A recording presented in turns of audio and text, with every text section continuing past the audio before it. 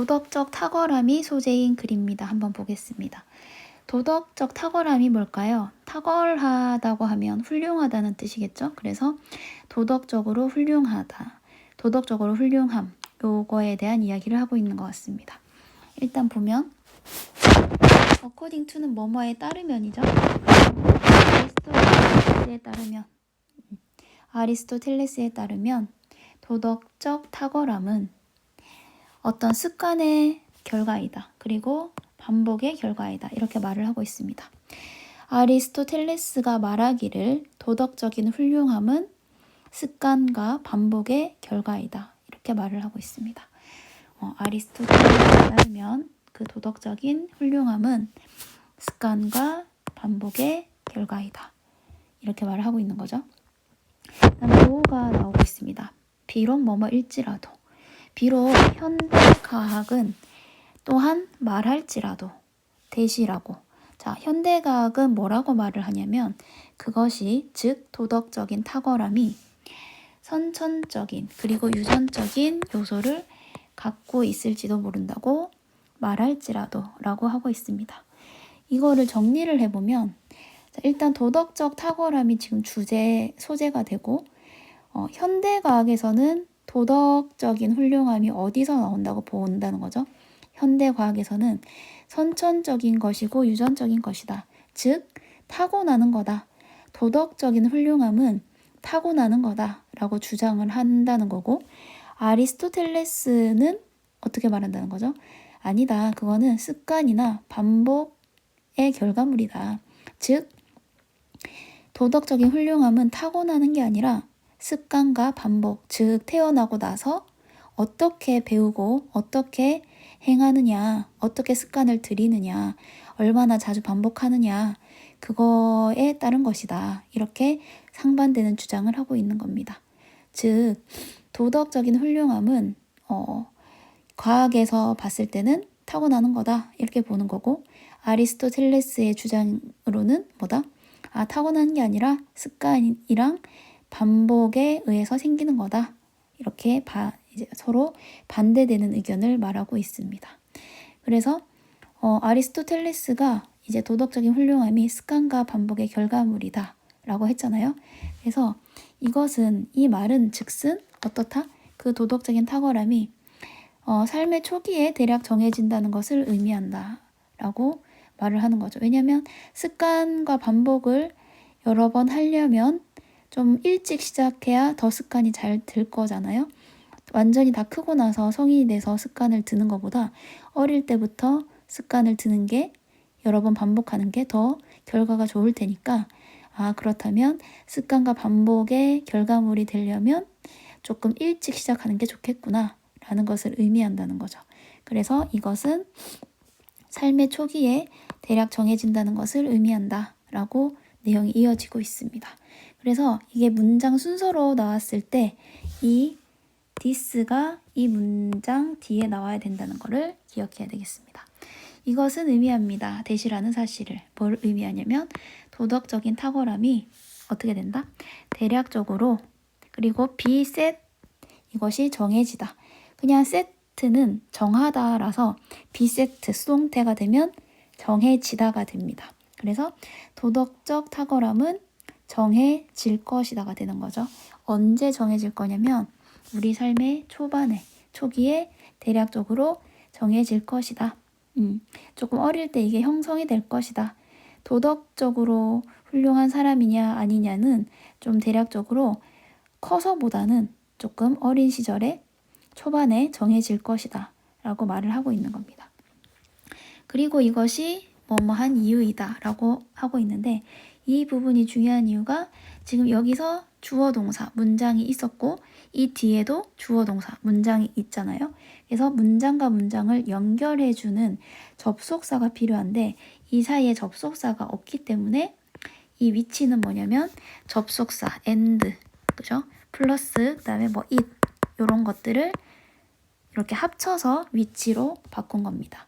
접속사가 필요한데 이 문장 사이에 접속사가 없기 때문에 이거를 접속사 플러스 그리고 주어 이렇게 대명사 이렇게 합쳐서 위치로 나타낸 거기 때문에 이거는 반드시 알아둬야 합니다.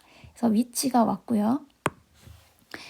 그리고 그것은 뭐뭐한 이유이다. Y가 왔으니까 뒷문장이 완전하겠죠?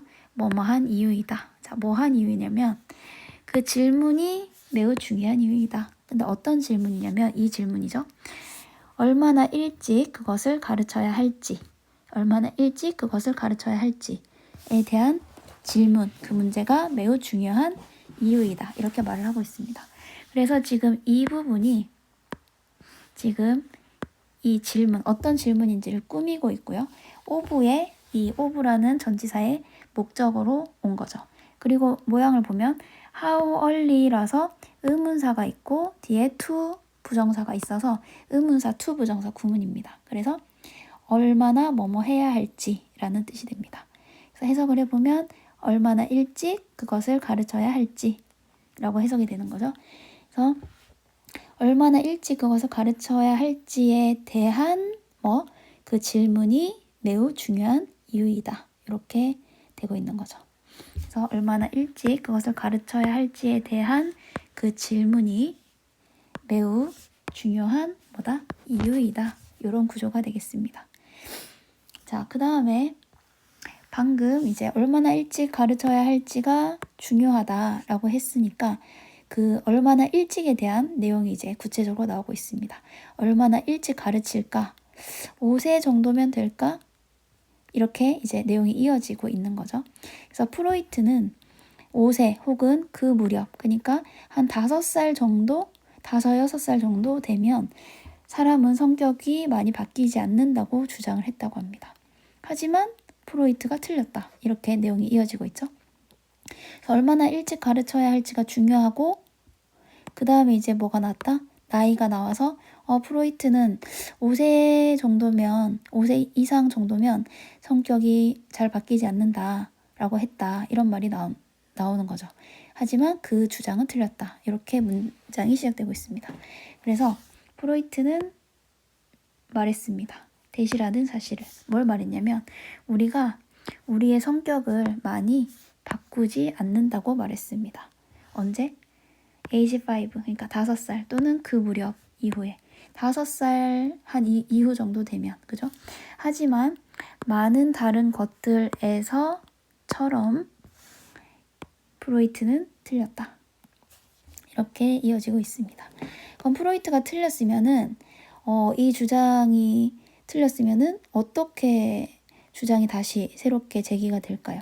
아까 프로이트가 말한 게 한 5세 정도 되면 사람 성격이 잘 안 바뀌어 라고 했다고 했는데 이 말이 틀렸다고 했으니까 실제로는 어떻다는 뜻일까요? 여기를 읽어보면 20대 중반까지 계속 발달하기 때문에 인간의 뇌가 20대 중반까지 뇌가 계속 발달한다. 어떤 측면에서?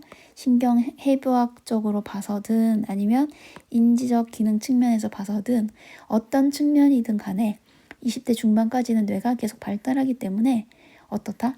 30살 무렵이 돼서야 성격이 안정된다 라고 최근에 심리학 연구가 밝혔다는 거죠. 그래서 이 프로이트의 주장에서 이렇게 넘어오게 됩니다. 프로이트가 틀렸다. 어떻게 틀렸냐? 이렇게 틀렸다. 말을 하고 있는 거죠.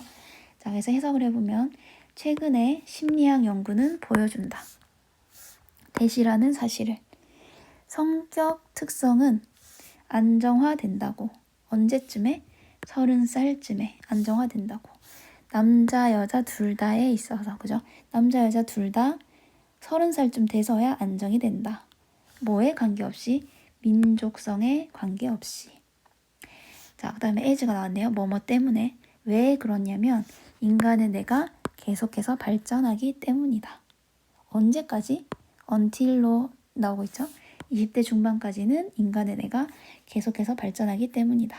그리고 이 부분을 보면 both A and B죠. 그래서 A and B. 그래서 A와 B 둘 다라는 뜻이라서 신경해부학적으로 봐서도 그렇고 그 다음에 인지적 기능 측면에서도 그렇고 인간의 뇌는 20대 중반까지는 계속해서 발달하기 때문이다 라고 하고 있습니다.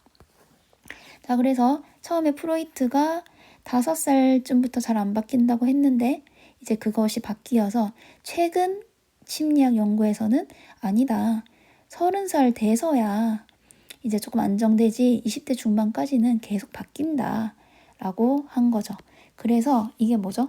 이 새로운 해석은 이렇게 되는 거죠. 방금 있었던 이거 뭐죠? 인간의 뇌가 여기부터 30살 무렵에 안정된다는 것, 이거를 뜻하는 게 이 새로운 해석이겠죠.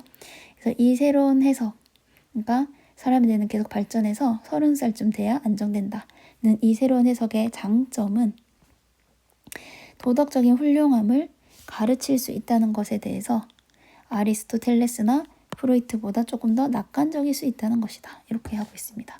왜냐하면 아까 프로이트는 5살부터 잘 안 바뀌어. 그럼 어떻게 돼요? 그럼 5살 이후부터는 사람이 좋아질 수 없다는 거잖아요. 도덕적으로. 그죠? 그러면 너무 비관적이지 않나요? 5세까지 형성이 다 돼버리면 그 이후에는 아무리 교육을 받아도 아무리 노력을 해도 안 바뀐다는 거니까 좀 비관적이죠. 그래서 프로이트는 너무 비관적이었다. 그리고 아리스토텔레스도 습관과 반복의 결과물이라고 해서 이것이 좀 많이 일찍 가르쳐줘야 된다라고 아까 문장이 이어졌었으니까 좀 그럼 어릴 때 말고는 답이 없나? 이렇게 생각할 수 있는데 지금 여기 최근에 심리학 연구에서 아니다. 20대 중반까지 자라기 때문에 30살 무렵에야 안정된다. 그러니까 꼭 어릴 때만 형성되는 건 아니다. 이렇게 말을 하고 있으니까 어떻다는 거죠? 낙관적이다. 아리스토텔레스나 프로이트의 의견보다 더 낙관적일 수 있다는 게 이제 장점인 거죠. 그래서 해석을 보면 이 새로운 이해, 이 새로운 해석. 그러니까 30살까지는 뭐다? 딱 굳어지지 않고 30살 무렵이 돼서야 안정된다. 20대 중반까지는 계속 발달한다. 이 새로운 해석에 대한 이점은, 장점은 대시다. 어떤 것이냐면 우리가 그다음에 비트는 조금이란 뜻이죠. 우리가 좀 더 좀 더 낙관적일 수 있다는 것입니다. 누구보다? 이 사람들보다. 아리스토텔레스와 프로이트보다. 뭐에 대해서 낙관적일 수 있냐면 어떻게? 도덕적인 탁월함을 가르칠 수 있다는 것. 근데 자, 지금 about이 있습니다. about이 전치사라서 뒤에 동명사만 올 수 있죠. 그래서 ing가 와야 되기 때문에 ing가 왔고, 그리고 be able to는 뭐죠? 뭐뭐 할 수 있다.